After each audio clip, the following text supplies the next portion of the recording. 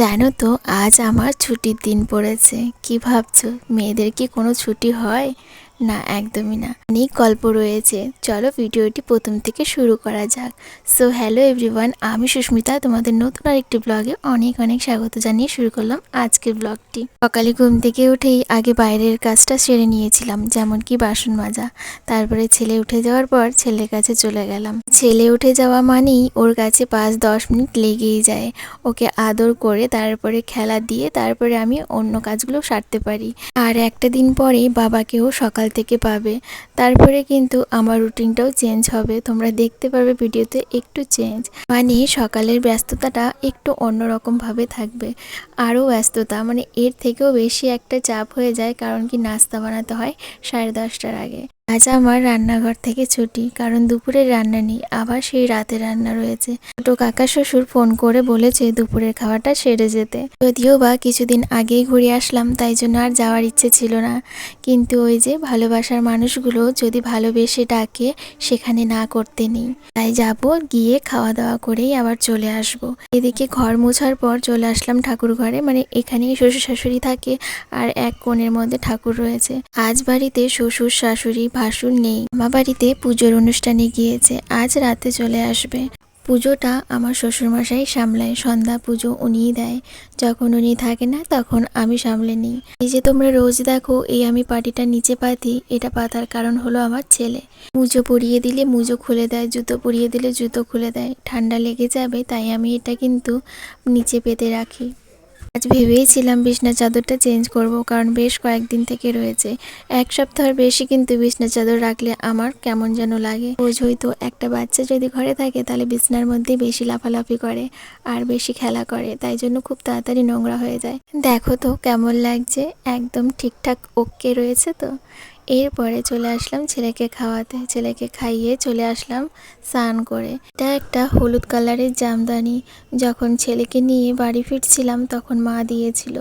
বেশ ভালো লাগে আজও আমার, যদিও বা অনেকবার পরা হয়েছে। আমার সব কাজের মধ্যেই তোমরা দেখবে আমার ছেলেকে আমার আশেপাশে গুড়গুড় করতে।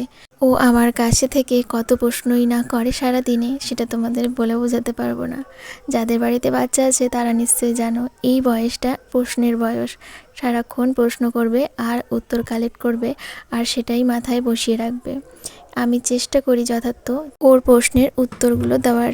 আমি যখনই পুজো দিই ছেলেকে আমার কাছে রাখি। আমি পুজো দিলে বা ওর বাবা যখন পুজো দেয় তখন ছেলেকে কাছে রাখার চেষ্টা করে। যত ভগবানের সঙ্গে জুড়বে তত জীবনের পূর্ণতা পাবে। হাজারো জ্ঞানের মধ্যে আমরা ভগবানের ছোঁয়া দিতে ভুলেই যাই, তাই চেষ্টা করি যতটা পারে ও যেন এই জিনিসগুলো নেয় নিজের মধ্যে। তো চলো কিছু ভালোবাসার মানুষগুলোর কমেন্টগুলো পড়ে নেওয়া যাক। মিনা দিদিভাই লিখেছে, অসাধারণ একটি ভিডিও, খুব সুন্দর হয়েছে। ধন্যবাদ দিদিভাই সুন্দর একটি কমেন্ট করার জন্য। নেহা বোন লিখেছে, সত্যি তোমার ভিডিওগুলো খুব ভালো লাগে। ধন্যবাদ গো সুন্দর একটি কমেন্ট করার জন্য। ঝুমা দিদিভাই লিখেছে, অনেক সুন্দর একটি বার্তা, তার জন্য অসংখ্য ধন্যবাদ। অনেক অনেক ভালোবাসা দিদিভাই এত সুন্দর একটি কমেন্ট লেখার জন্য। নিশা দিদিভাই রোজ ভিডিও দেখে কমেন্ট করে, কিন্তু আমি আর তুলে ধরতে পারি না। আজ কোনো মতেই তোমার কমেন্টটা আমি ভুলিনি, তুলে ধরেছি। দিদিভাই লিখেছে, খুব সুন্দর। অসংখ্য ধন্যবাদ গো তোমাদের সকলকে এত সুন্দরভাবে ভালোবেসে টাইম দিয়ে কমেন্টগুলো লেখার জন্য।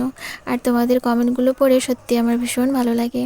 সত্যি তোমাদের মন অনেক উদার, কারণ কি আমার এই সাধারণ দৈনন্দিন জীবনের কাজবাজগুলো দেখে তোমরা আমায় ভালোবেসে এত সুন্দর সুন্দর কমেন্টগুলো করছো, এর জন্য সত্যি আমি তোমাদের কাছে কৃতজ্ঞ। আরও অনেক ভালোবাসার মানুষের কমেন্ট আমি আজ তুলে ধরতে পারলাম না, নেক্সট ভিডিওতে অবশ্যই চেষ্টা করব। তোমরা সুন্দর সুন্দর কমেন্ট রাখতে একদমই ভুলো না কিন্তু। এদিকে আমার গোপুসোনাকে সুন্দরভাবে সাজিয়ে নিয়েছি, আর সুন্দর করে ফুল দিয়ে সাজিয়ে গুছিয়ে পুজো দিচ্ছি।